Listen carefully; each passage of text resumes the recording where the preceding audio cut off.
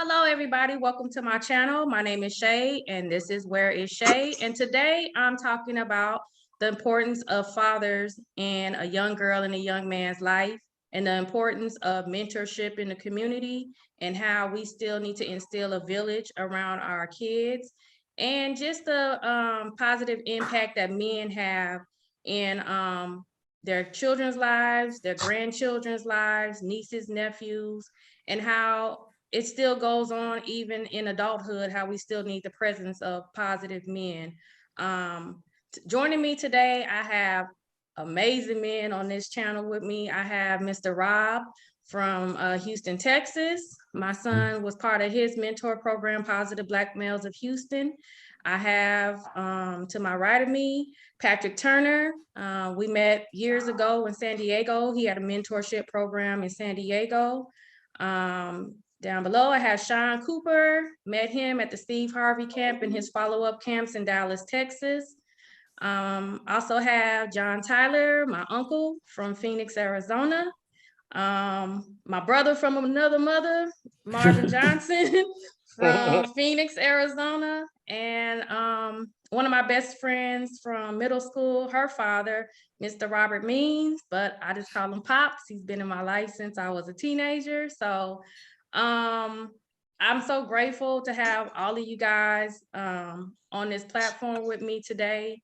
I'll start with Uncle John because he's been in my life the longest. My mom, Trinice, and his wife, Nancy, were co-workers, and his daughters used to babysit me after school. So we all went to the same elementary school, and I would just come home.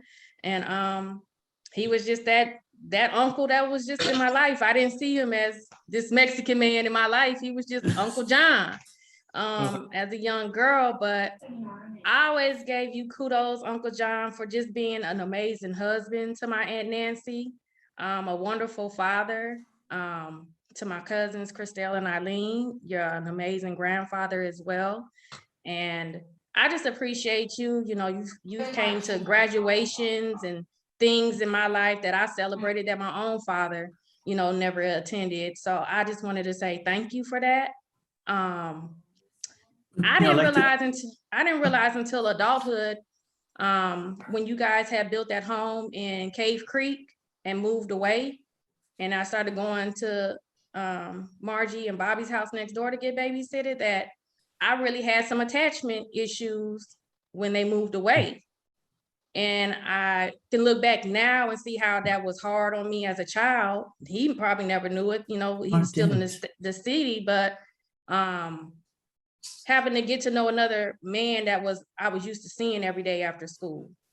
So that was a part of me that was just like, am I going to see him again? But I did. And I grew fond of Bobby over the years as well. He was like a grandfather to me. But also with Pops, Robert Means in Sacramento, he was an important figure in my life, especially as a young girl, as a teenager. I had my uncles involved in my life, and I was definitely a grandpa's girl for sure.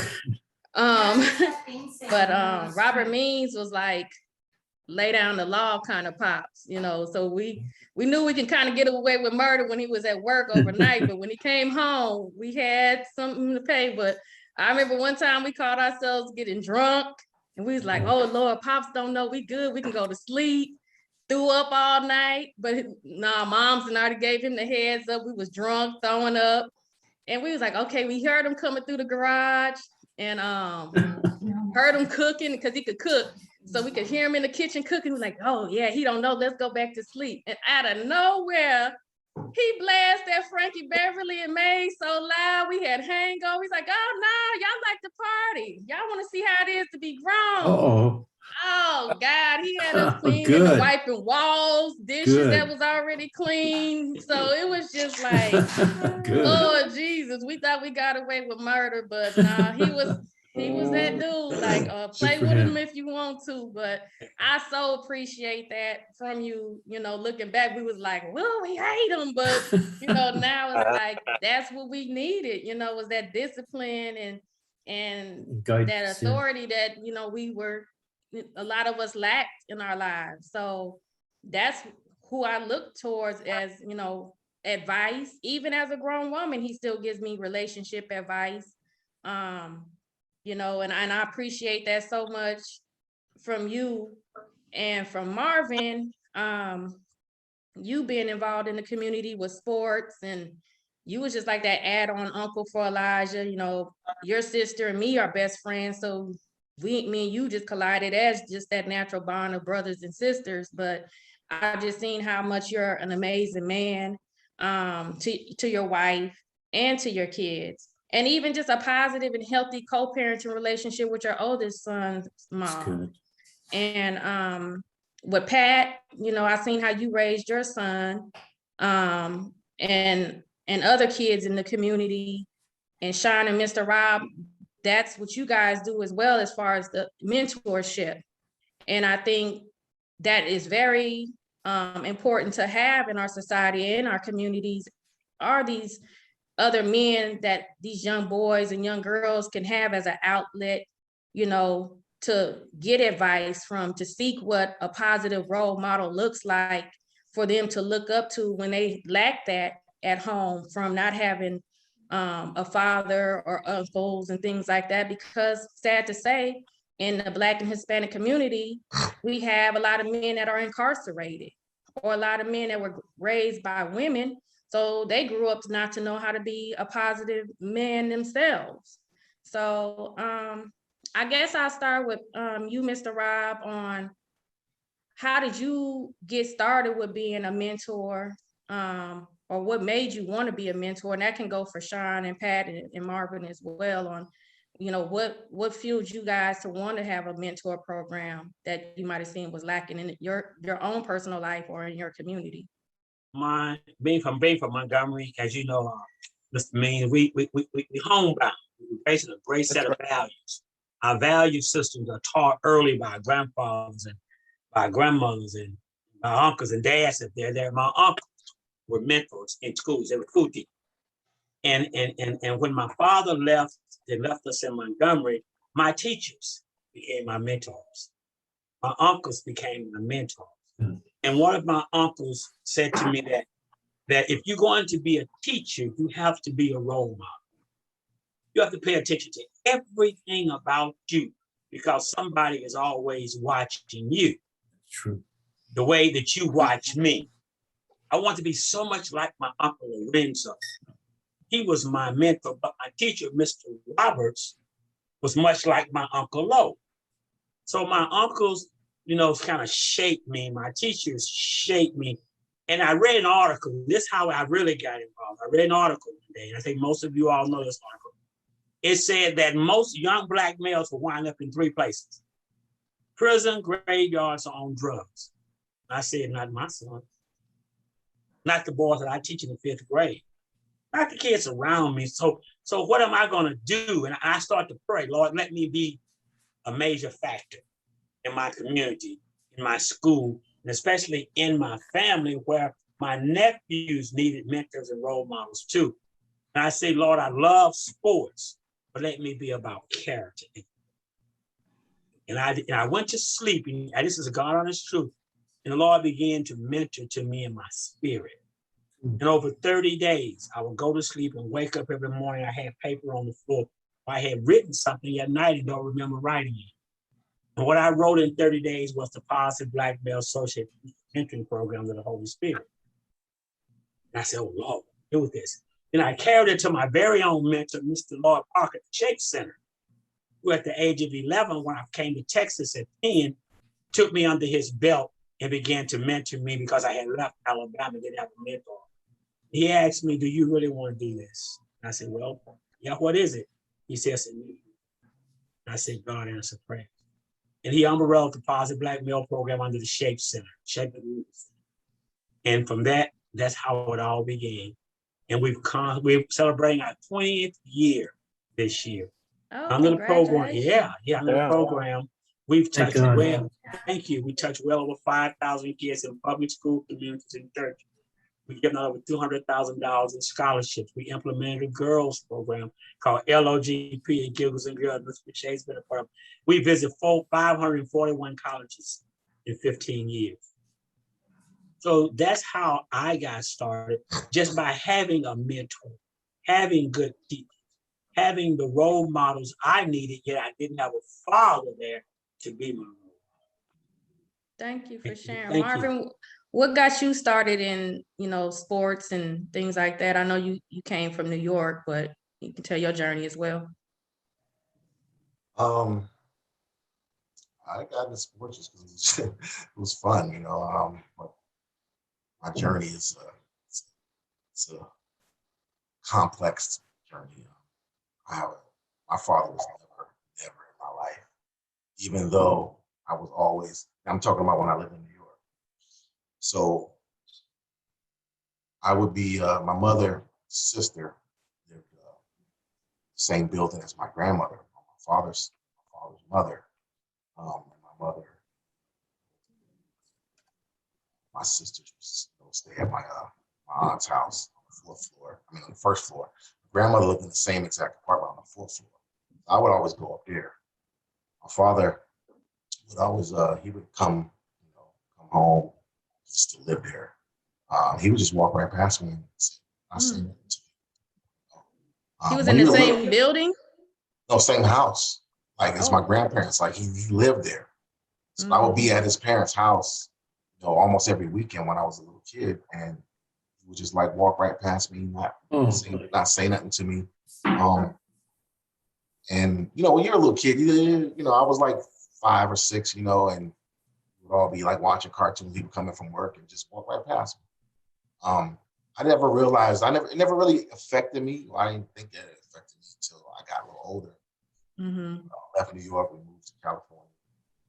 My mother met my stepfather. He's in the military. And for 3 years. Anyway, when we settled here, I got to Arizona. I was a freshman in high school. I started playing football, and I ended up being one of the best football players in the whole state of Arizona. I led the whole state of Arizona in rushing and scoring my senior year with back-to-back state champs. I got a football scholarship. My father never called, never asked about my football, nothing. But his parents did. The crazy thing is that a lot of times, you see in our community, you say that, okay, your dad, he didn't have a dad, so that's why he's a bad father. That part of that, he didn't have a dad. But my grandparents were married for 65 years. So, and there's no excuse for him not being a good father because he had the example of his father. But, they say he was on drugs and all that. He's passed away. He died when I was, but he passed away. And, so I never really had that chance to really confront him as an adult, ask him why you never was around. So why you never asked about him. I get questions, I get answers from, my grandparents when they were alive, from my mother. My mother never badmouthed him either. She never badmouthed him. Hear some. I know your stepfather, how was that growing up with a stepfather in place of a father?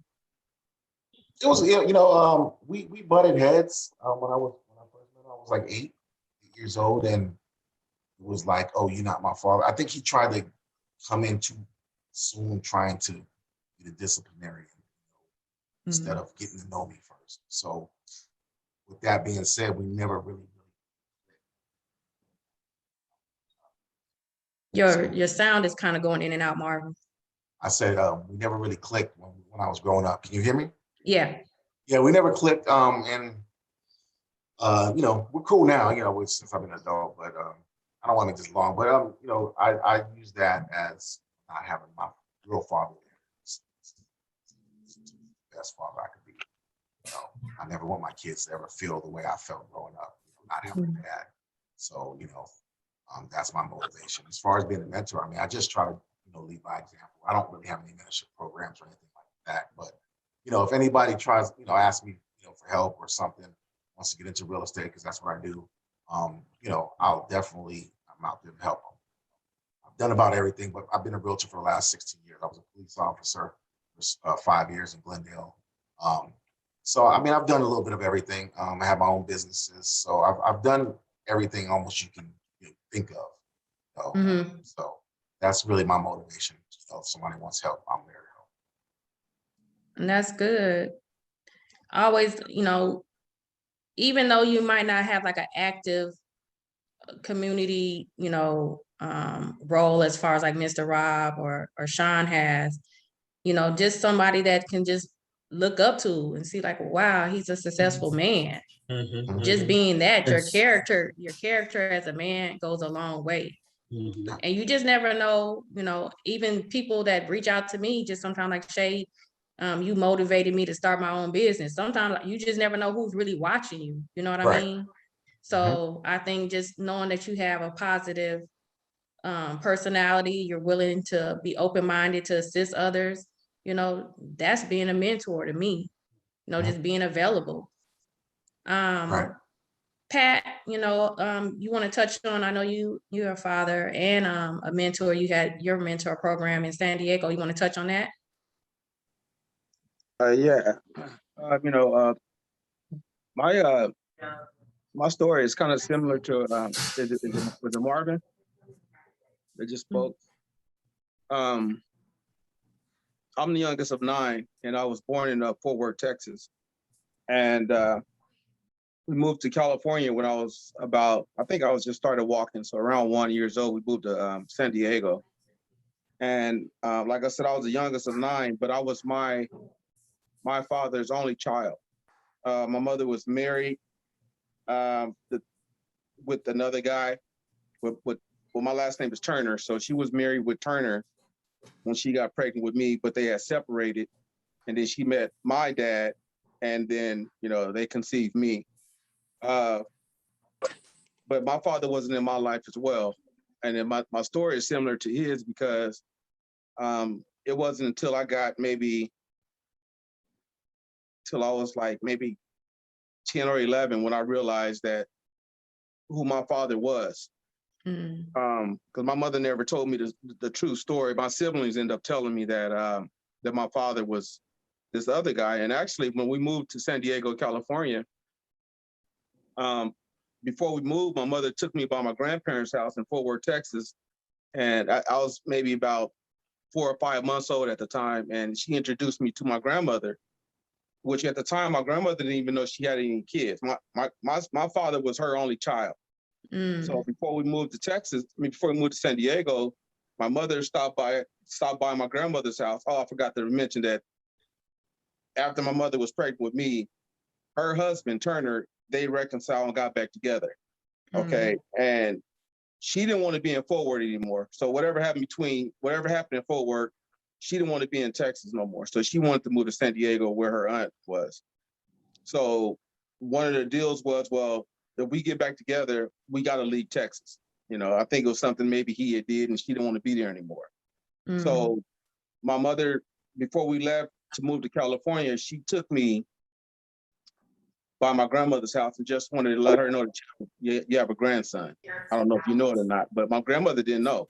She's like, well, my son don't have any kids. Like, well, yeah, well, you just didn't Here know. he is. And she's like, well, he's in the car. If you want to see him, then, I'll go get him. But we moving to California. Me and my husband got back together and we moved to California. So she's like, sure, I would like to see the young man. So she went to the car, got me, like I said, I think I was probably about 6 months old at the time.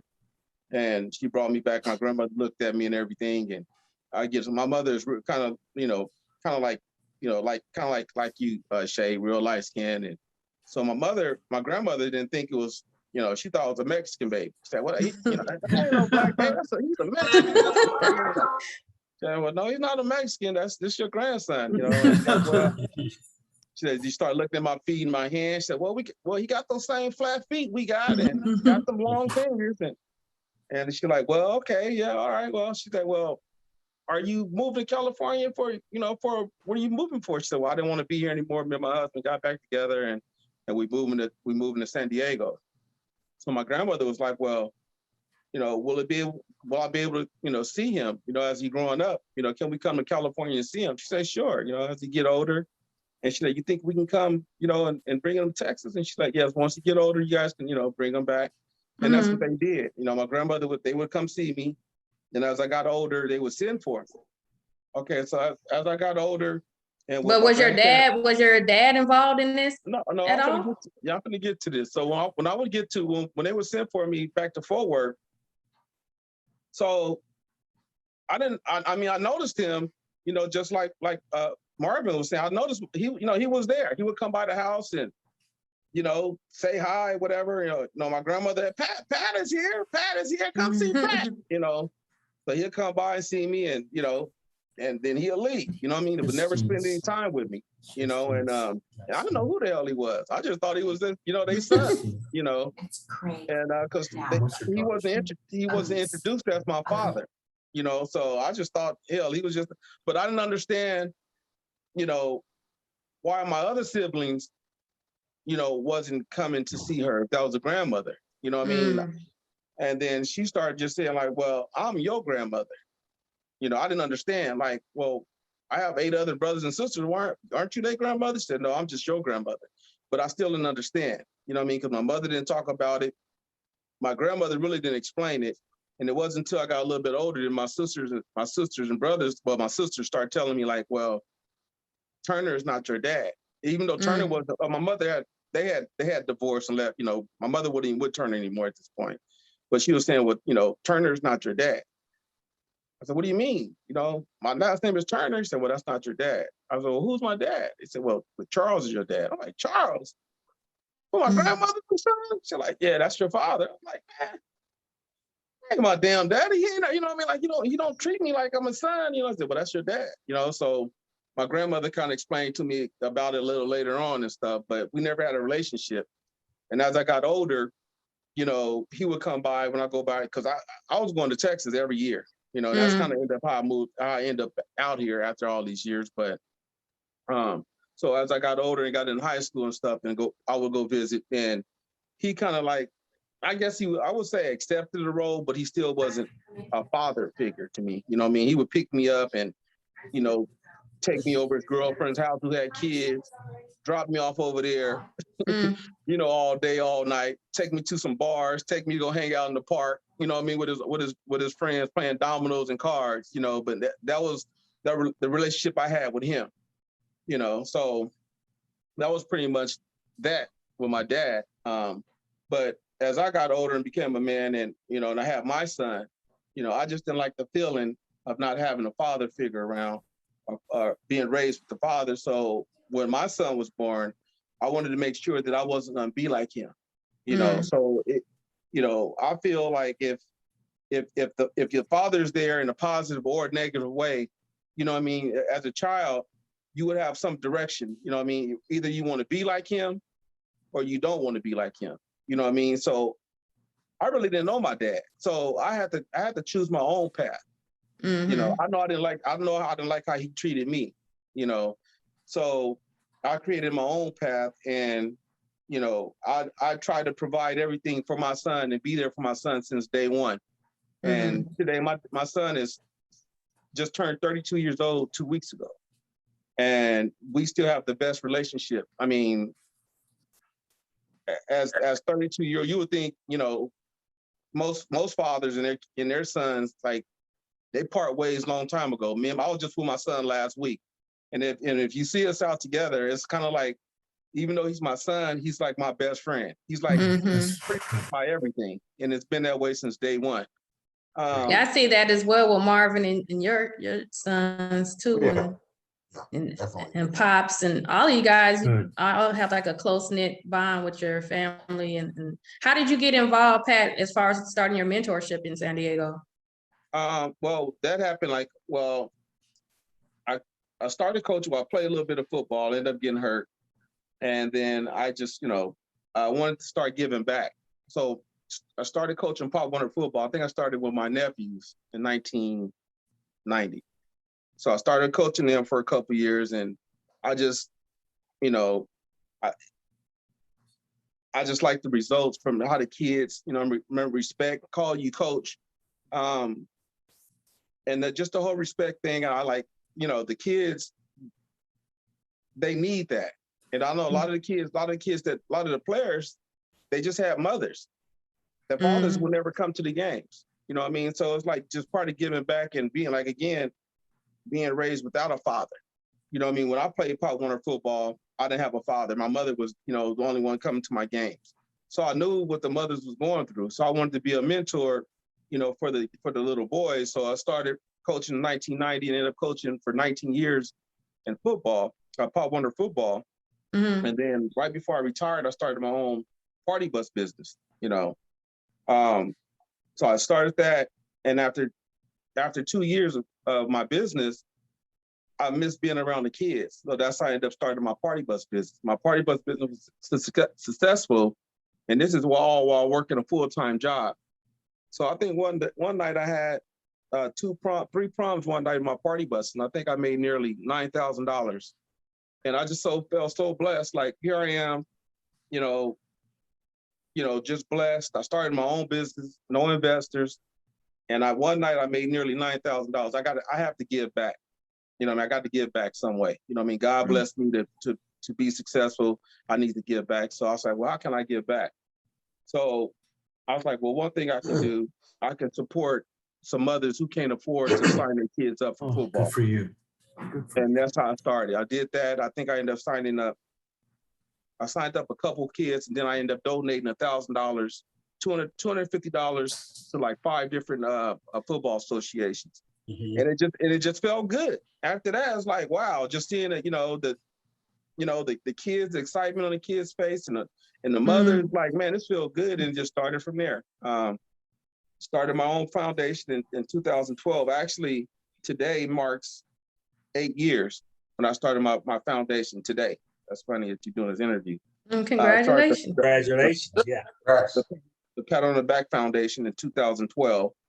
And it was just using my party buses to take the kids out of started out using the party buses to take the kids out of the community to show them something other than just growing up and their role models being pimps and pushers and drug dealers and playing sports and stuff like that. I wanted to show them, like, it's more to life than just growing up in the community, So I would take them to La Jolla,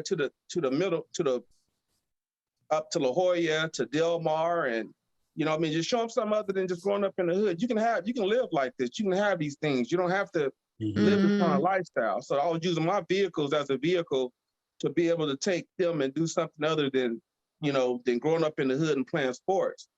And then it just went from there to it wasn't even about the party buses anymore. It just felt so good, and seeing the results.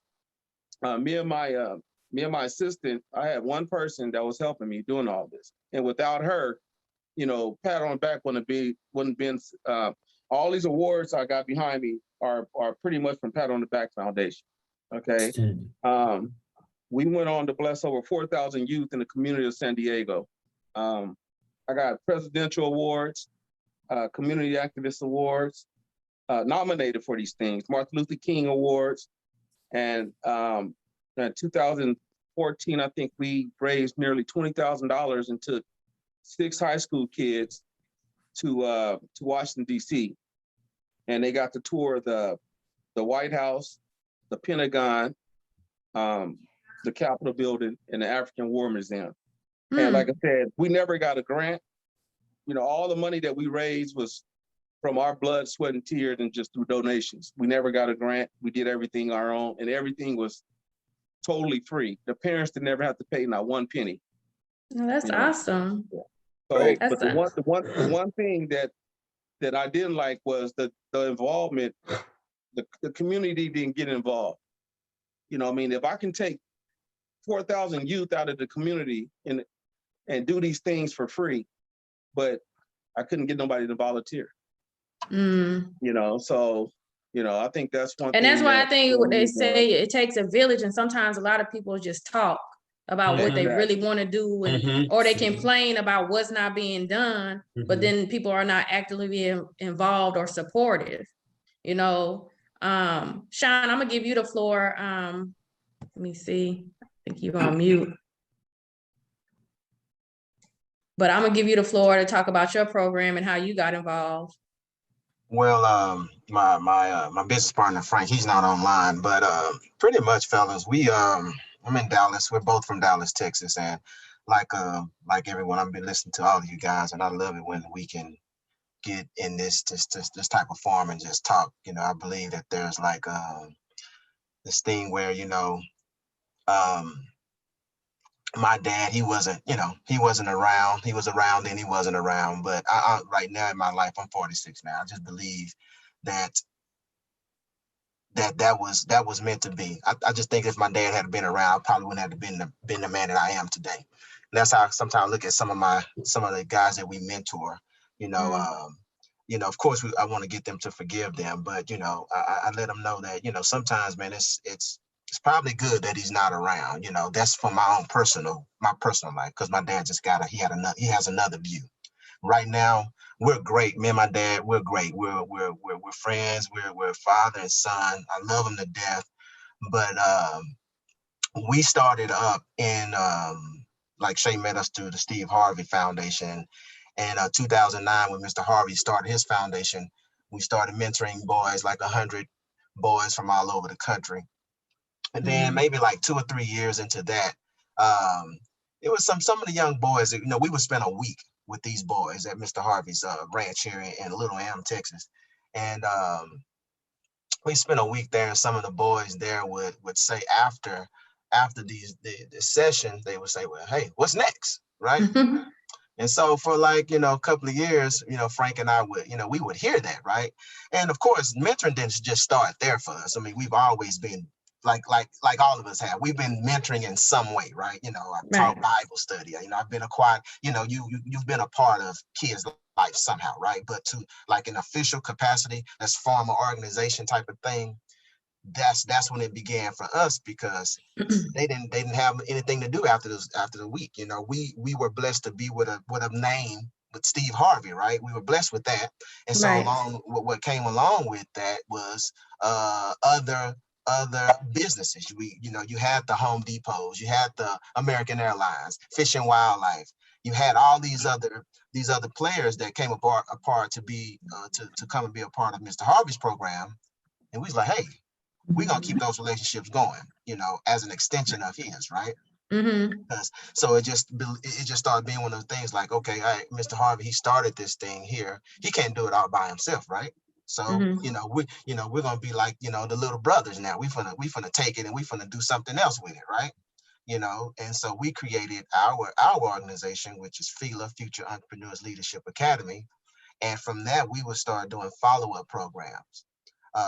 And we would utilize all of the companies, all of the connects, and, you know, whatever else that we were able to gain to continue on. So we would continue with the AT&T, we would continue with the Mercedes-Benzes, the Home Depots, the Fish and Wildlife, to continue to do something throughout the year or once a month. And that was started out in Dallas, and then Atlanta, then California, and then, you know, Chicago. And so that's how we really began on like a official capacity as a nonprofit, where we saying, hey, let's do this. Let's get a nonprofit now, right? And let's begin this. And so, you know, that's how we came across and we met Shay.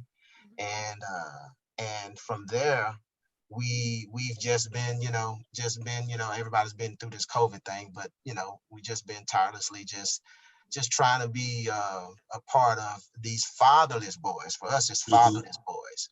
So we've been doing what we need to do to just continue to be a part of their lives, that, you know, to be just a part of their journey, you know, along the way. We've taken boys, you know, again, utilizing the connects, we've taken them to the Bahamas, to Punta Cana. You know, we have boys that still, matter of fact, Isaiah called me yesterday. These boys still keep in contact with us. They feel accountable to us, right? We, you know, when we've helped them, some of them mend their relationship with their fathers, you know, to give them somewhat of an understanding. You know, I think for us, and like the other man that I'm hearing right now, you know, we've come to the point that, you know, we understand now. We've forgiven them, and we understand now. You know, we've been able to look back, and now we're able to give back to these boys. So that's pretty much how we got started, and, you know, and we're ready to kick back up in some other areas. So cool. Yeah, that's awesome. One of the things I know, go ahead. I was gonna say, hey, fellas, it was great meeting y'all, but I got an appointment I gotta get to. Okay, all right. Nice meeting you, Marvin. Thank you, Happy Marvin. Father's Day. Thank you. Happy Father's Day to you guys. Shay, thanks, sir. Talk to you later. All right, bye-bye.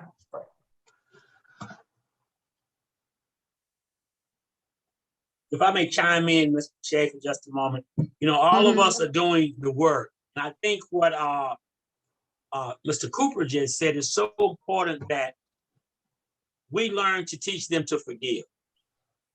When I have yet to go to my father's grave site, which I'm going to do next year. When I go to California, we're going to USC, UCLA, the college tour. I forgave him a long time ago. And I want to share this story with you. I remember when I was about 35 and I called my father. And I hadn't seen my father since I was 9. And I said, "How you doing, Daddy?" And he said, "Who is this?" And I said, "It's Rob." And my father dropped the phone.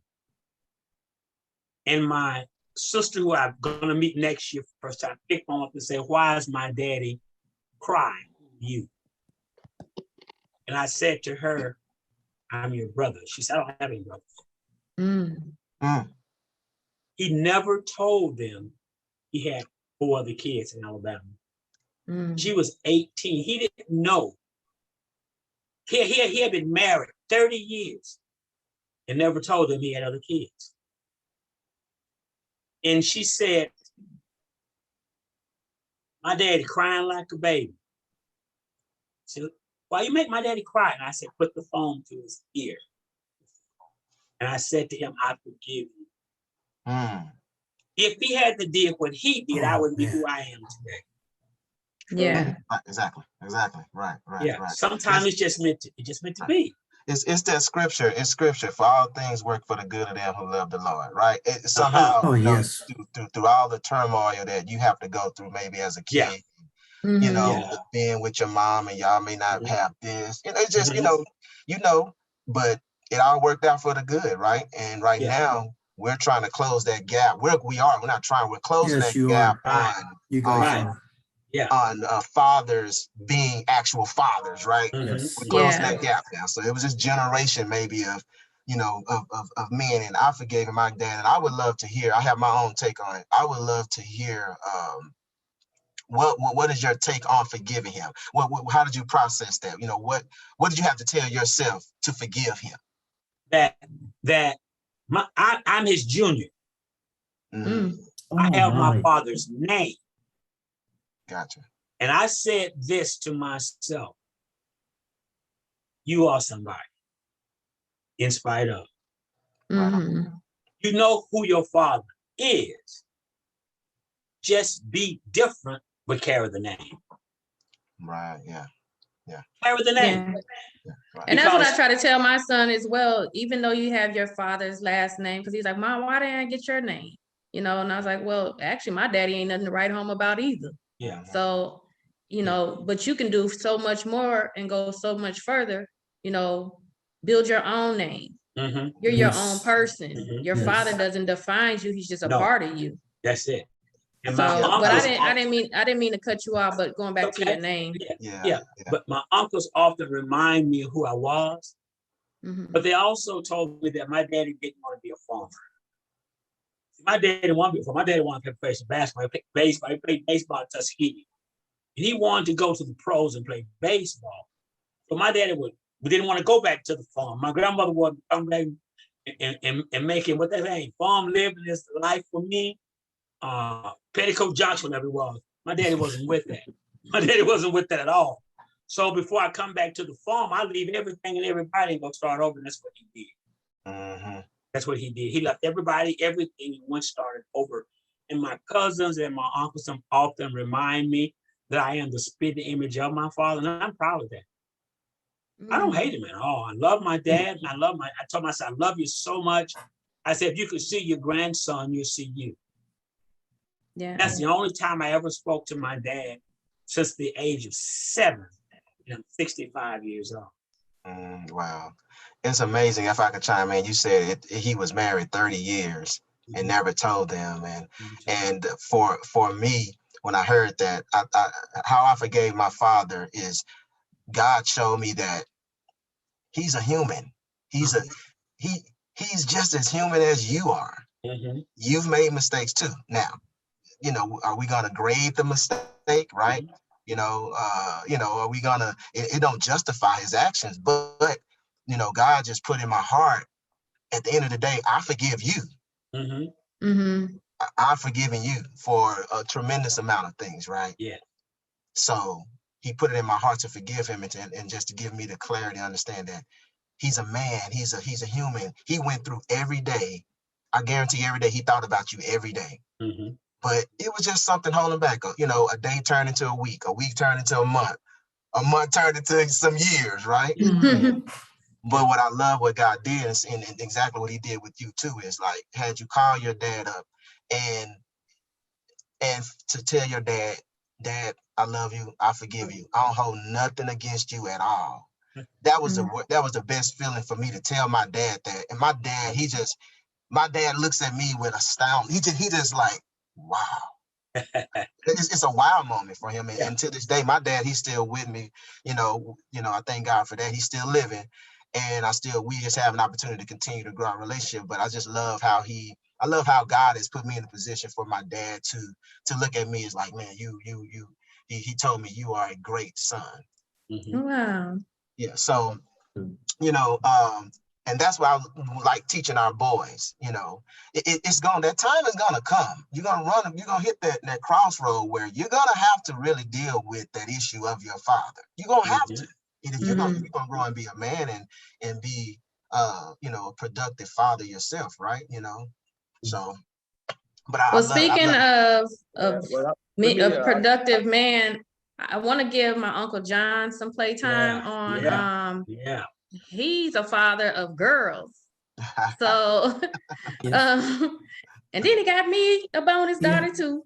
Right. So, Uncle John, I know the importance of having boys having their father, but can you touch on the importance of having daughters and, your role of raising them from toddler all the way up to adulthood? And I just seen a couple of your grandkids walking in the background too, but I just want to give you the floor too, as far as being a father to girls.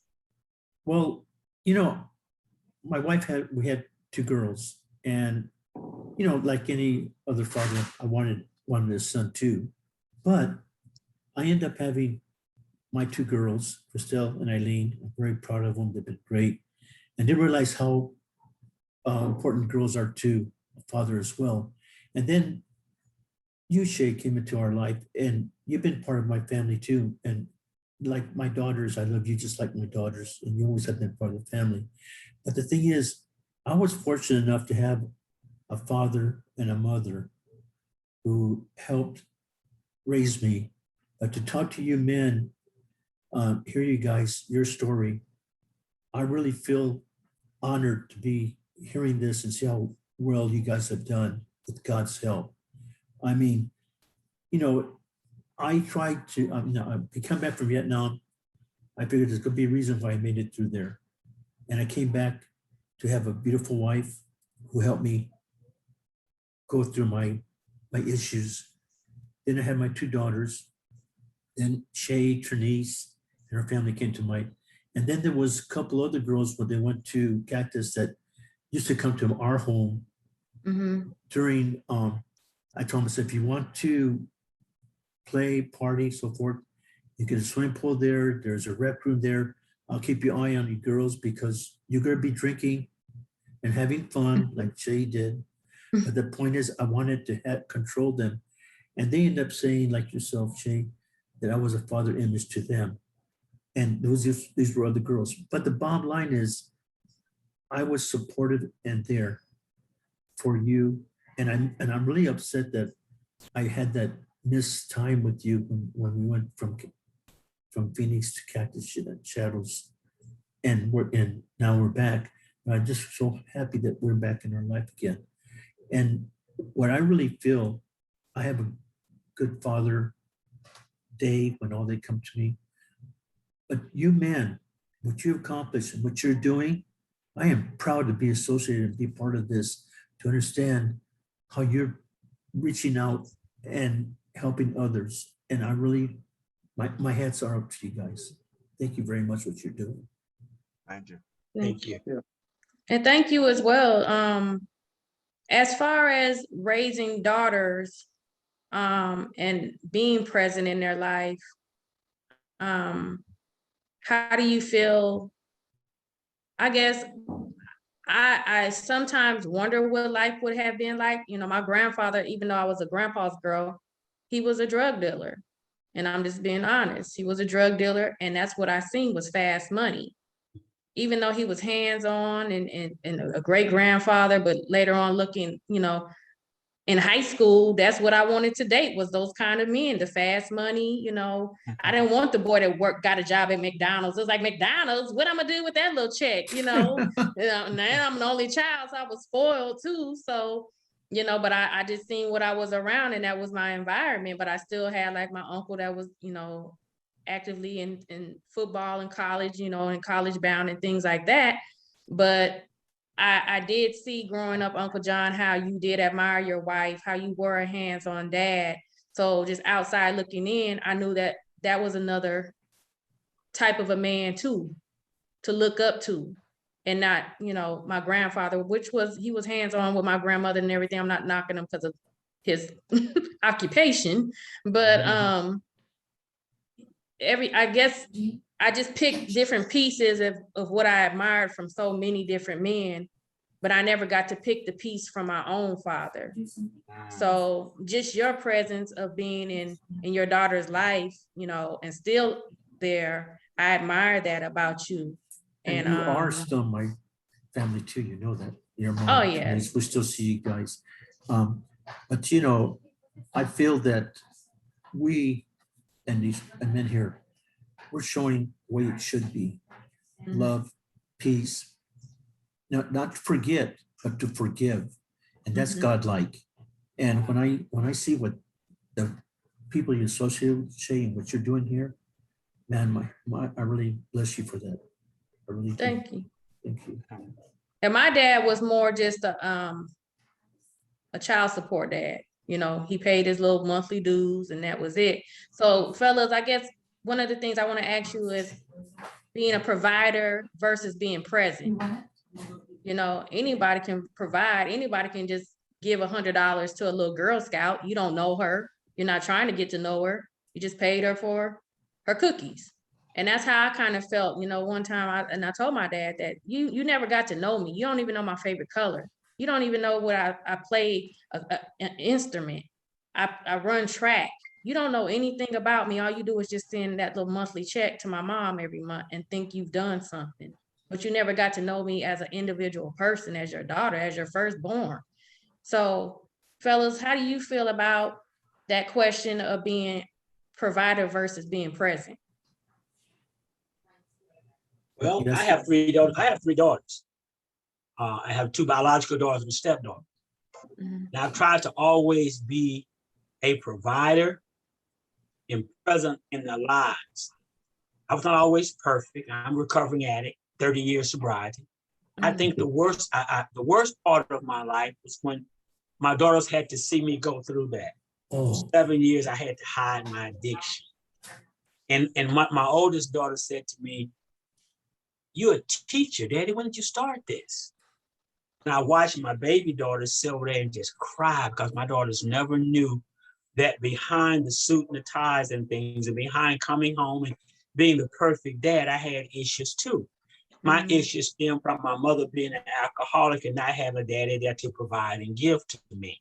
So I do my very best always to be, as Mr. Sean, you all said, everything that God created me to be, in spite of that He gave me a second chance. I don't do drugs anymore. I did powder cocaine and I partied a whole lot, you know. And when I saw my daughters cry, it just cut me to my heart. And I know what you talk about, Mr. Shea, when you say all good girls are good. I have Shannon, as you know Shannon. I asked God for an angel, the cutest they were, He gave me Shannon. And she just hated when I say that. But I still try to be that father for Dre, who's my teen. I had her in high school. I was a teen father. And I was always that. Even when she lived in Santa Cruz, California, she would come home in the summer. I tried to give her that love. I didn't want to be an absentee father. I don't want to be a child support father, which I was with her. I want to be her dad. Yeah. I want to be her dad. And when she came back to Texas to live, I started molding her. I remember walking around the block with her when she was 18 on the way to UT. Good. She asked me, Dad, how do you know you fall in love? When you fall in love, I said, your heart will tell you. And I tried to be that voice within a voice. I tried to be that guidance that she always needed. She wound up becoming a foreman and she married a fireman. Shannon became a school teacher, married a police officer.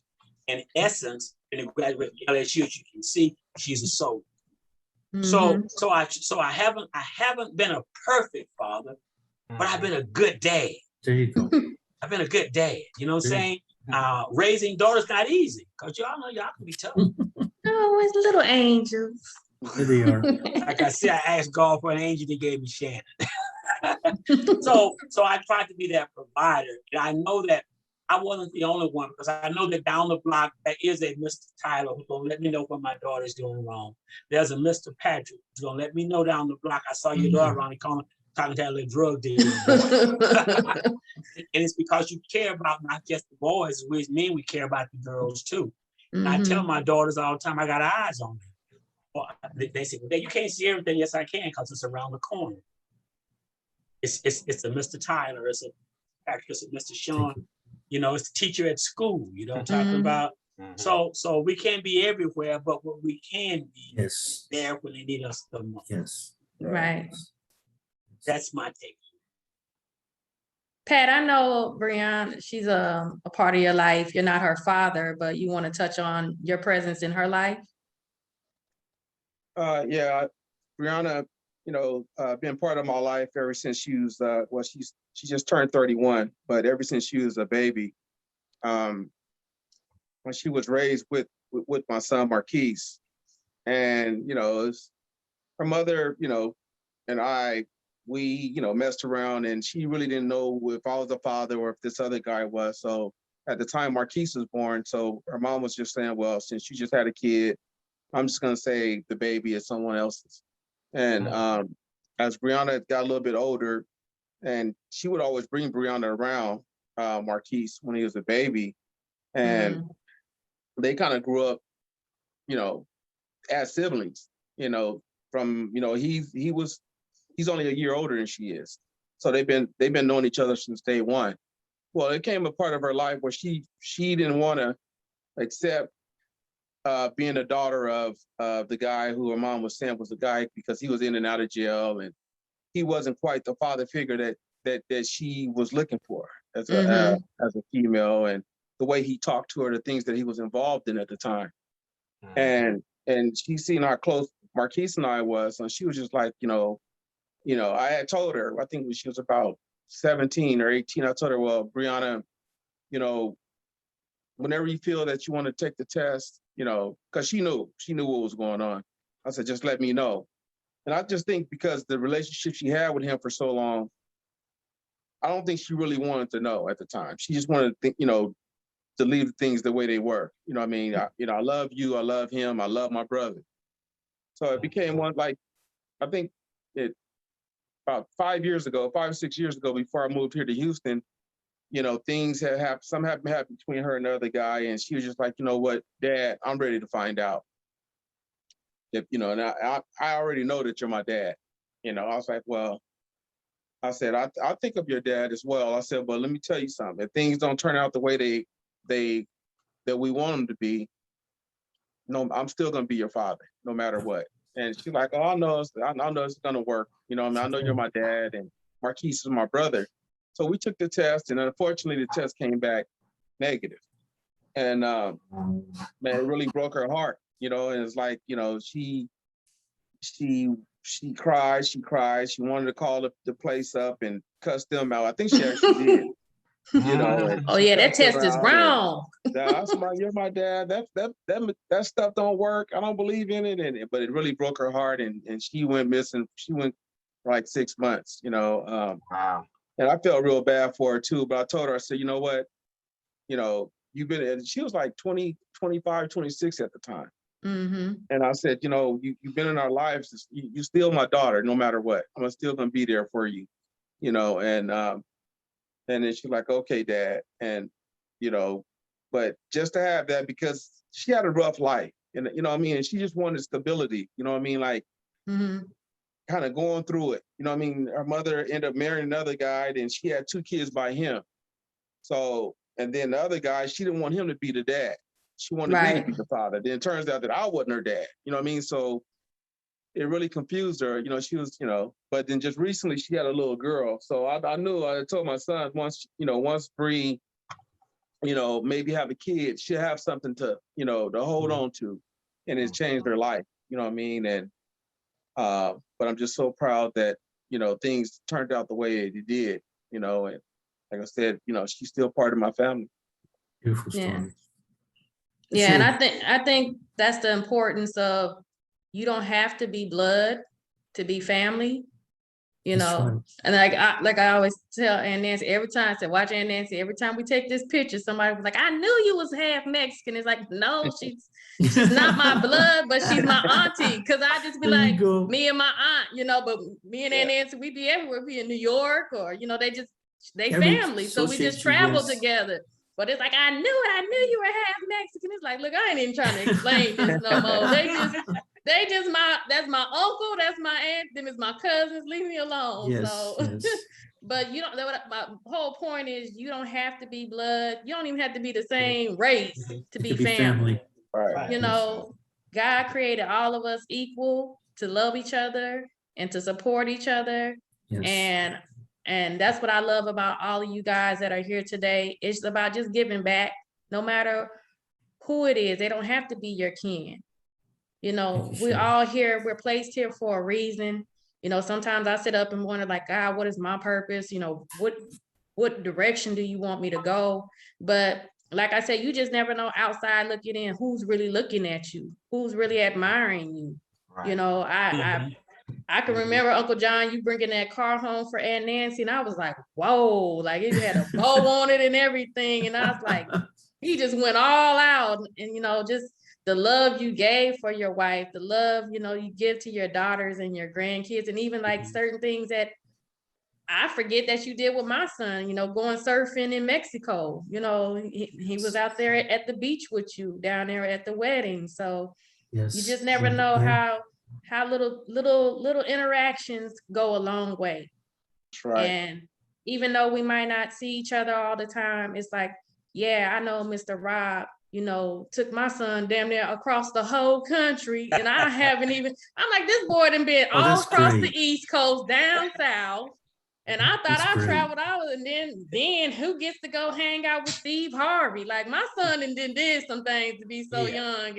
And then the follow-up camps, Pat, when I couldn't make it up to Dallas, Yeah. Pat's uncle James would step in, so I would ship Elijah on the bus, and James would take him to Sean and Frank's follow-up camps for me when I couldn't get up to Dallas. So, you know, that's just a support group that I have. And Big family. Pat is none of my kin, or James is none of my kin, but it was just a support group. Okay, send them on the bus, and I'm gonna get them over there to Sean and Frank. And I used to appreciate that. Yeah. Or, you know, sometimes Elijah might be doing something else, but Mr. Rob needed me to do, you know, volunteer at a school, or, you know, a garden or That's whatever. good. So it's not about just always being about you. It's about always sometimes giving back to others and Right. being supportive for others. You know, if it's helping somebody learn how to start a business. You know, a lot of people, I just posted my video about being homeless. A lot of people didn't even know I was homeless in Houston. Outside looking in, you know, you just seen me with my hair, makeup done, but I was dying inside, you know, and I was still running my business on the city bus. A lot of people didn't know that. So it's like, you know, never judge a book by its character. You know, you just gotta just take people for who they are and where they are. Well said. And just know that maybe they might be going through something, but you might be that saving grace that they don't even know is standing right in front of them. So, Uncle John, you've been my saving grace on so many levels, you. from a little girl to a grown woman. You know, I always look forward to seeing you guys when I come to Arizona. Pat, you know, me and Pat, we can just get on the phone and just There talk you and go. laugh for hours. He's just one of my good friends. Mr. Rob, he's just like that Outstanding.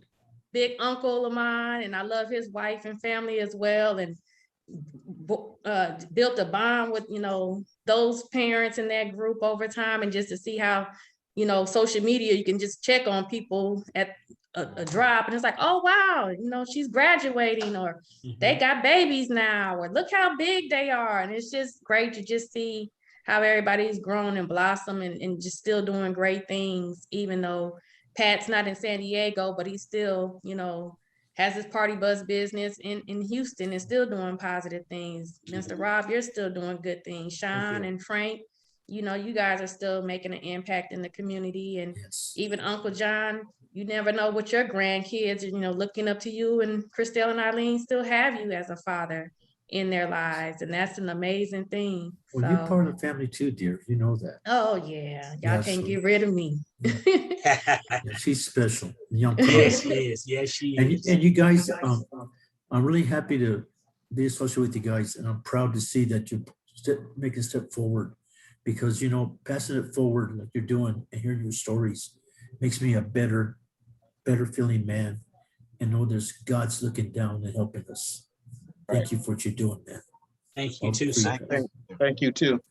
Thank you. Appreciate Mr. Rob, Yes. Yes, I ma'am. just wanted to touch on, is there anything going on new that you want to let everybody else know that's going on with Positive Black Men in Houston? Yeah, actually, we're taking our female program to the next level, and we actually have our own group of debutantes now. We were able to set our first group of debutantes this past year, and all of them have scholarships to college. One of our girls who was valedictorian of her school has a free ride to Vanderbilt.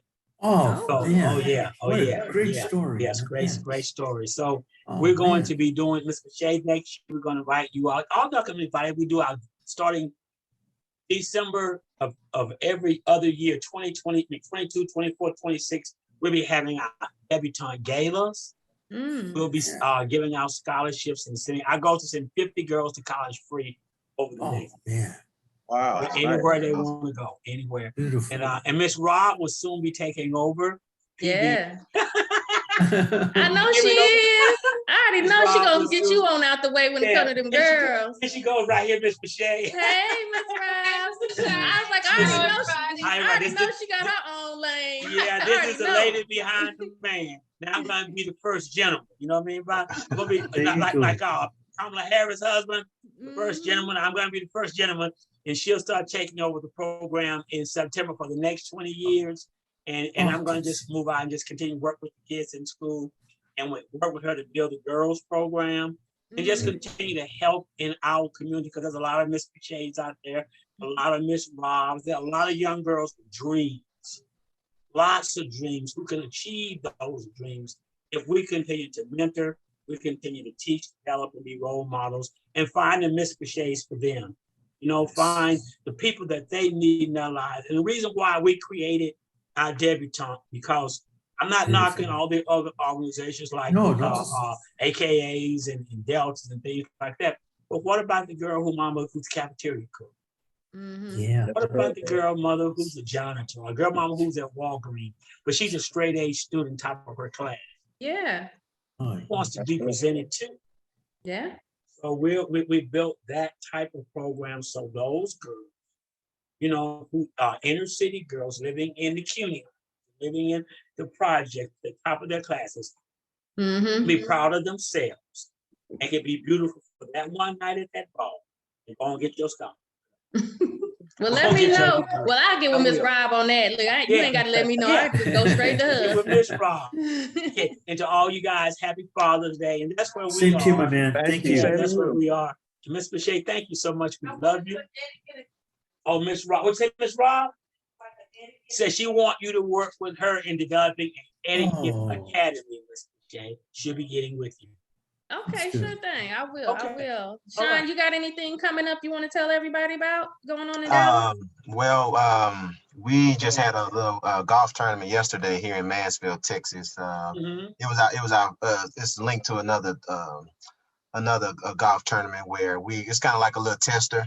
So next year we're gonna gear it more towards raising money for our follow-up program.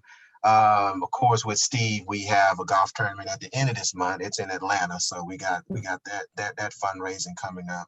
Yeah, of course, with the whole COVID thing, we've been doing the whole mentoring, Zoom mentorings and all that stuff right now. So we're looking forward to 2022 getting back out on camp, so we can love and touch these boys and have some physical time with them.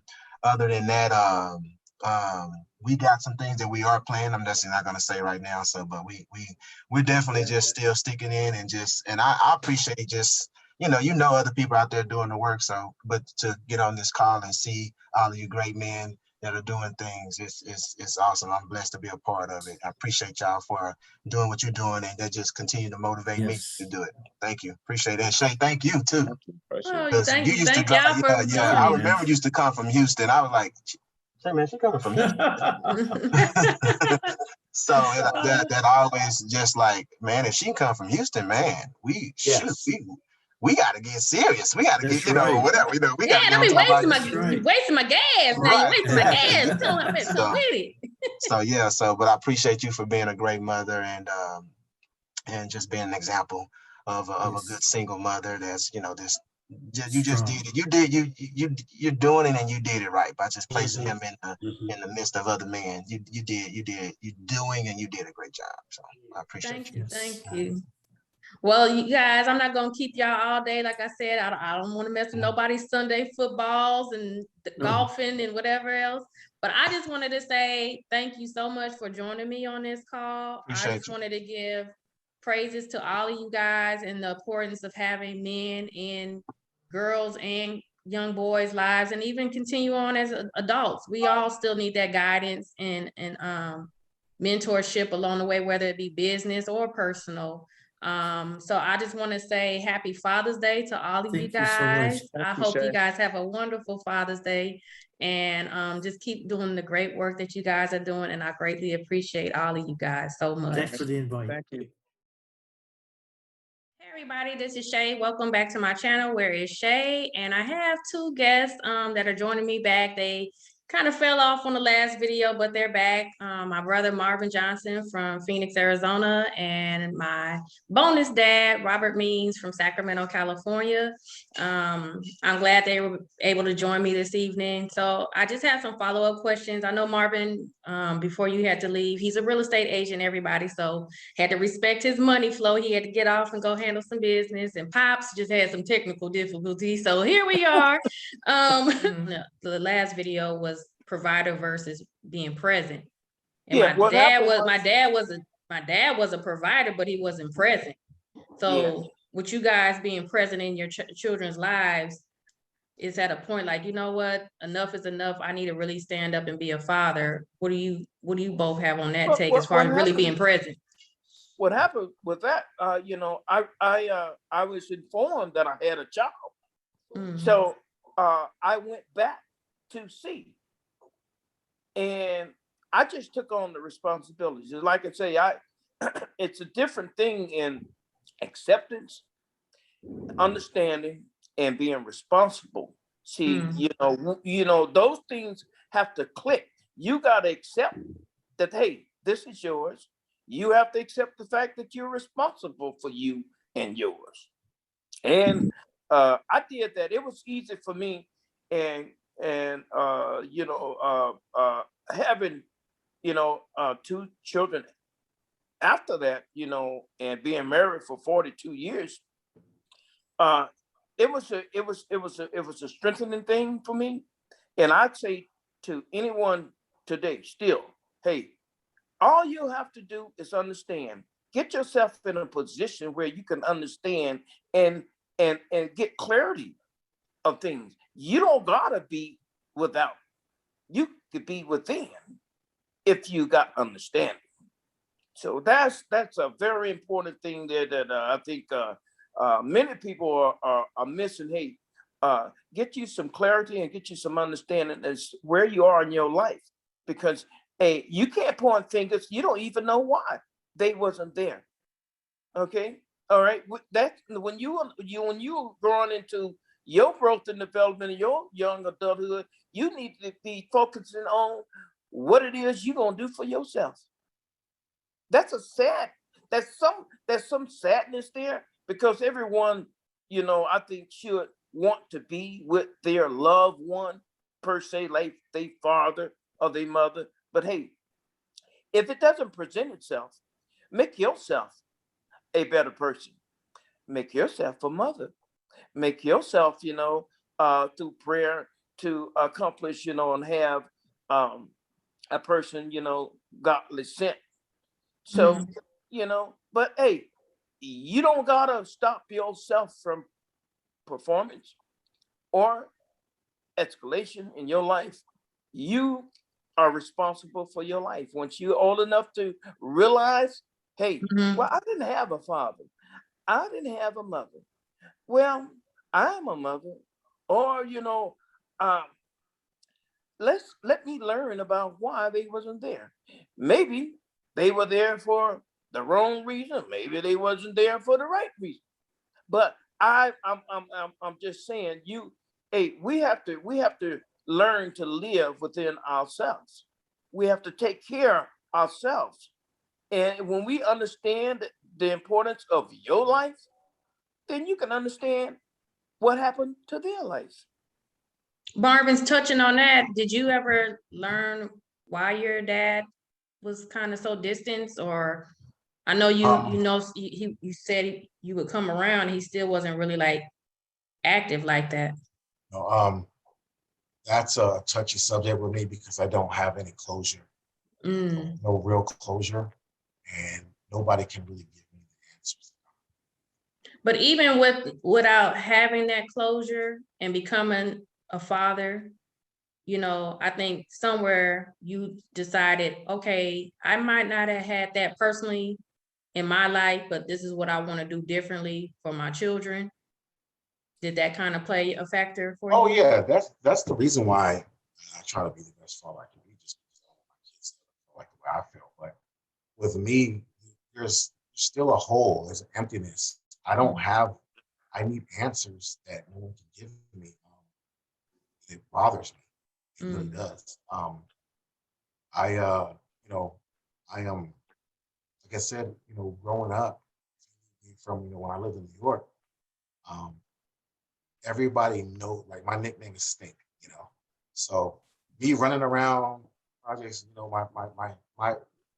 my grandparents and my aunt, they were they were top figures in that so-called projects. They were, big figures. So everybody knew, oh, that's Annette's nephew. Oh, that's my aunt, my mom, my grandmother's name was Ruth. That's Ruth's grandson, you know. So that's Stink. Everybody loved me. So you look at that like, okay, growing up, all these people, like you said, a village. Back then when it was, when anybody can spank your ass if you're doing something wrong, and they'll just come Mhm. back and tell your grandpa, yeah, I had to tap that ass because he was out there doing something, and they would be okay with it. But to grow up in that where everybody loves you, but then you realize when you get older, everybody in that whole neighborhood loved me. And then I'm your son. Why didn't you show me that love? You know what I'm Mhm. saying? So that kind of messed with me mentally. It's like everybody loves Stink, but why you don't love me? You know? So it's like I feel like, what did I ever do to you? And like I said, he died before I can confront him on that. You know what I'm saying? Mm. So I don't have no forgiveness. Like I have so much hatred in my heart for him. Like I truly have hatred. So I don't have, that's like I said, it's like a hole because I can't get answers that I want. My mother can't give them to me.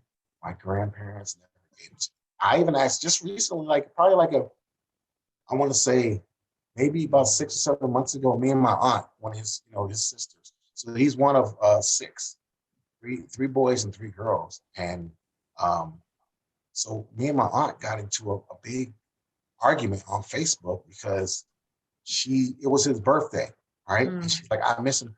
The crazy thing, I didn't even know it was his birthday. I don't even know his birthday. So she Mm. was saying, oh, I miss my brother, blah, blah, blah. He's such a good person, blah, blah, blah, this and that. And I went right on her page and I was like, he ain't a good person. he's a piece of, you know what, blah, blah, blah. He was a horrible father, never did F for me, blah, blah, blah. You know, which that I probably handled that wrong because it probably shouldn't have been on her page. You know, it should have probably ended in private. But that's how much enraged I get when I hear somebody trying to talk good about him. Because I'm like, no, I don't want to hear how good he was. Because he wasn't good. You know, Yeah. I don't feel like he was good because he didn't do nothing for me. He didn't do anything. And I'm right there with him. Like I said, they say, oh, he was on drugs. To me, and I know this is hard, I feel like, okay, you should stop using drugs for me. Now, of course, I know that that's not, you know, a realistic outlook, but that's how I felt. You know, it's like, hey, when you had me, you should have shaped it up, or whatever. Mhm. You had two parents, you knew how to be a father, you still wasn't there for me. My sister, my oldest sister, got on drugs real heavy, and she has two kids. But one thing they always knew is that she loved them. And one thing my sister did, I'll give her that, is that she never did anything harmful to her kids while she was on drugs. And my sister probably used every drug you can think of. Mm. They love their mother because they know that when she wasn't on drugs, even when she was, she always showed them love. So I feel like, hey, you was on drugs, whatever, you could have still been a father to me. You could have still talked to me. You could have did whatever. You know what I'm saying? And it, walking right past me as a child, not saying that. Didn't like when we moved to California, I used to come back to New York every summer to stay with my grandmother, and I was getting older. He still really never said it. Like this conversation that we had on this thing is more than me and him have ever talked in my life. You know what I'm Mm. saying? I've never had a conversation with this, you know? So, you know, as you get older, you want answers, you know? And maybe if he gave me some answers, I can say, okay, well, I can see that, you know? Okay, this is why you did that, but I don't have any answers. I don't have any closure, so it messes with me. I probably need therapy, to tell you the truth, but And nothing's wrong with that. And sometimes when you can't get those answers, you have to talk it out. You have to cry it out, you know. oh And yeah, in the Black community, you know, mental health, you know, we were so opposed to like, oh, that's a white people thing. Well, no, Mhm. we hold and harbor. So hell, like I was saying, when I went to the Steve Harvey camp, you know, his daughter was sitting right next to me and she said, oh, my dad's around. You know, Steve Harvey's loud, you know, cheerful laughter. And I'm like, well, how do you know your dad's around? She said, I could smell him. And I was like, well, and she said, his cigar, I guess his cigar scent, where, you know, if you blindfolded me, I wouldn't know what my daddy smelled like walking in the room, you know? But my grandpa walked in the room, I could smell Brute all day or his cigar scent, you know what I mean? So right. at 43 years old, my daddy's still alive in Tennessee. There's four of us. I'm older, you know, the oldest one, and he has two grandkids. I said, okay, well, he wasn't a part of my life. Maybe he'd be there for my son. And it's still the same thing. Hey, let me say this, Shay. Hmm. Listen, you know, there are moments and times where the consolement within ourselves have to be like digest, meaning that, hey, all right, if we don't know by now, maybe it's not for us to know. And but we can't allow that unknown to be a struggle, in my opinion. You know, because if we carry on with doubtfulness or, you know, even hatredness, and Marvin, you know, all respect to every word that you say, uh I'm like, okay, uh well, it could be an affectionate thing if we do not let it go in our Yeah. life. And so we don't want to cause unhealthy conditions for ourselves by not knowing when, Mhm. what, how, and why. No, that's not a healthy choice. Yeah. So you want to, you know, hey, that's somebody else's opinion, decision that they made. If they didn't want to bring it to the table then, and they ain't brought it to the table now, they probably won't bring it to the table later. No, So I get it, and I definitely respect and understand what you're saying. And I don't. yeah, It's never, ever affected me as far as like decisions or whatever. It's not. yeah, yeah. The only time it really gets at me is when I talk about it people ask me about it, or I have to talk about it, or like I said, I see something on Facebook, someone saying how great he was, or this and that. That's the only time it really does. Any other time, I'd never even give him a thought. I went to his funeral. My mother, when he died my senior year in high school, and my mother sent me, she's like, oh, do you want, I want you to go to the funeral. I really didn't want to go, but he was in the military. I went to the funeral. I'm in the front row with the family and stuff, my aunts and my grandmother, everybody's crying and stuff. And I'm just sitting there like, I'm not gonna fake. I don't have no thoughts or even memories to even cry about, Yeah. like trying to think of a memory, just to fit in and cry. And I couldn't fucking shed one tear. And then the military people gave me the fold of the flag they gave it to me. Like, I didn't want it. I'm like, I don't know this man. I don't want any, I don't have nothing to do with him. It's trying to pay your final respects to somebody you don't even know if you even respect. Exactly. Yeah. That I don't respect, and like I said, it's always going to be that way because I don't have any type of closure. I don't have anything from him. So it's always going to be hatred in my heart for him. I know people have told me, oh, get over it. And I can't because I don't have any closure. It's just something in me. But like I said, it doesn't affect any way I live my life or any way I interact with them. And I think that's the part that y'all dropped off on the last one, and they talked about forgiveness and moving forward. And I think sometimes, we have to think like, okay, spiritual, if you're in that, space of God forgiving us.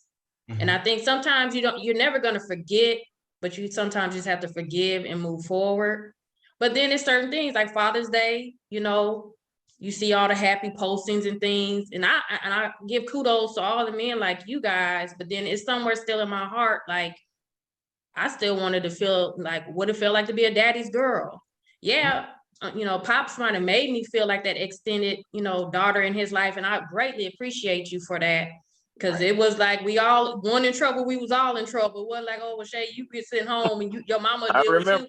No, I had to deal with him and then go home to my mama. So, but I think it's just, like you said, and it might be some therapy needs to be involved for you and me. So let me ask you this, Shay, since your father is still alive, what do you feel like you can, get some closure from him and talk to him about these things, and stuff? Because I'm saying if your dad is still alive and you got something you want to say, I would say get it off your chest and try to have at least have a talk. I have tried, but Marvin, when you keep getting the door slammed in your face so many times, it's like, why keep knocking when I already know what the answer is going to be? Okay. But my siblings have interactions with him.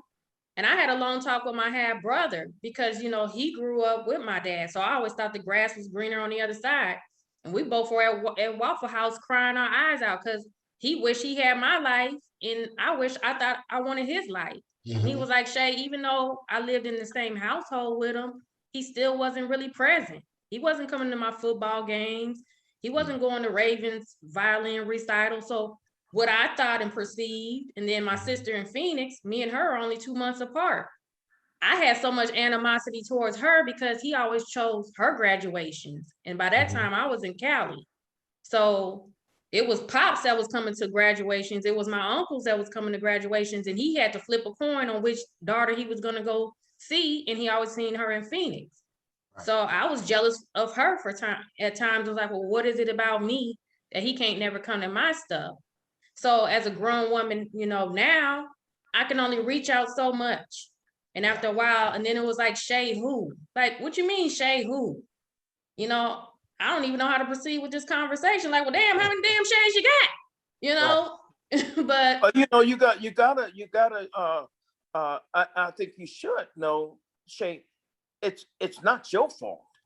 Yeah. And you can't, as I was saying earlier, when it's not revealed to you the when, what, how, and why, we can't let it be a disturbance. All we want to do is just, try to get a better understanding so we can live, should I say, we can just do not what happened or what was done to us. Yeah. All right. And so, I don't know any person that goes backwards and forward at the same time. So my life is, hey, what's there is it's and what happened is it was there and it happened then, and I want to keep myself conditioned physically and mentally where I can see things brighter and more understandable. So when a child is not responsible, and then when you become a young adult and you go to search for questions and answers, okay, here we are. We still don't have those questions. We don't have those answers. So what we want to do is say, hey, listen, hey, be responsible for yourself, love what you have, what's within your domain. And hey, I'm never gonna give up the fact, Marvin, hey, listen, God first. We know that. And when we get old enough to know better, we can do better. We don't want to, struggle with past thoughts. What we want to do is produce present thoughts. Mhm. What you're doing right now. It's a great thing for you to let people know that, hey, just because doesn't mean that you just can't begin. Yeah. Does that make sense? I mean, Yeah. hey, we have to start our own lives. We have to create with our own children what we have. Okay. And we know what we didn't have, but we don't have to put so much on it. We just got to do better. Yeah. Just Well, do better. I'm happy that Right on. the thing that that got me through, got me to where I'm at is that Yeah. there was so much love. Like I'm his parents. Like I'm their favorite. Yeah. I mean, they'll tell the rest of them to their face. Like I was the favorite grandchild of my grandparents on my father's side. So, and that's the biggest thing. It's so funny. It's like parents love me so much. I'm their favorite, and you don't even show me nothing, no love. Yeah. That's just hard. I don't know. It's just like hard saying everybody I around you totally love this kid, understand. you don't I love totally him. understand. Um, But yeah, but I you're get what you're blessed. saying though. Yeah, oh You yeah, I was blessed. blessed, man. I You had a lot. blessed. Hey, and Shay, your other guests, who took on this topic, they're blessed as well to be able to share their thoughts, on this upcoming Father's Day. Um, and I, I am so blessed where, hey, well, they all grown and gone in areas of living their lives, and they're living their life because of what uh, I did to show them how to establish themselves, as a father. So if you're fatherless, that doesn't say that you can't still establish yourself. If you're Mhm. motherless, that don't say that you still can't establish yourself. It is about you understanding your life, getting with your present conditions, and the understanding of your life, and understanding of, okay, if they wasn't there, well, I don't know why they wasn't there. Well, life goes on, and hey, peace to us all, love and happiness to us all when we get the most important thing, and that's understanding. Yeah. We may not get the total answer, but hey, we got understanding. You wasn't there. I think, how do you feel about just being like that extra father figure for other, like Marvin, you have nieces and nephews, or Mhm. pops, even you being present in my life. How do you feel that role of just stepping up and playing that father figure, or Great big thing. uncles and things like that? That's what men should do. Men that understand that, hey, we are purpose. We are here for leadership. We're here for handling and taking care uh, things that are beyond or beneath us. We that when a man understands his strength, his first Mhm. strength, hey, he's about that. He loved that. He loved looking out, taking care. That's a great thing. It's when we turn our backs on someone who don't have this kind of presence all the time in their life, that's Mhm. not a way to be. That's not a way to be. Hey, everybody ain't, as they say, everybody ain't got it like that. But Yeah. hey, but you can be a present in a person's life who don't have it like that. Some, like we're talking about a mother or father. Hey, but hey, they when you can see that, and you can see there's an opportunity for you to share, as I did, in your life, Shay. You were just a person, that was grew up with my children, and hey, you enjoyed my family, and I understood your family. Yeah. You understand? Marvin, Marvin, go ahead, Pops. I didn't mean to cut you off. Yeah. I mean, you love my family. I understood and loved your family. Your uncle. I was, a person who I was just being a part of another family, Mm. and I love that because I was able mentally and physically to do that. If a person, if a man is not able physically or mentally, we understand. But if you physically or mentally able, you should do the right thing for the right reason and for people and all over. God loves us all. He don't like a lot of things some of us do, but he still loves us, right? Right. So Marvin, how do you feel about being that feeling uncle and things like that, actively involved in other, people's children's life? Because it is a village. Yeah, I was saying that, yeah, my two nieces, I was a father figure, just like to them, because my older sister, they don't know who their fathers are.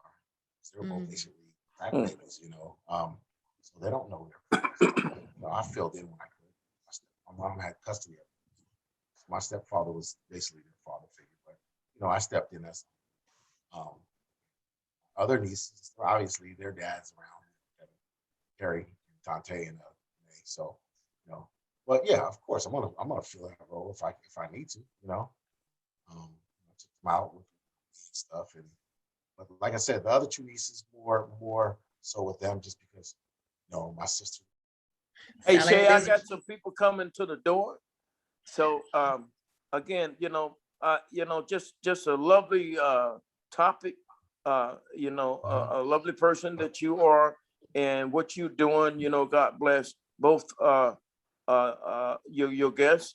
And hey, we'll do this again. Again, I love to be on another topic.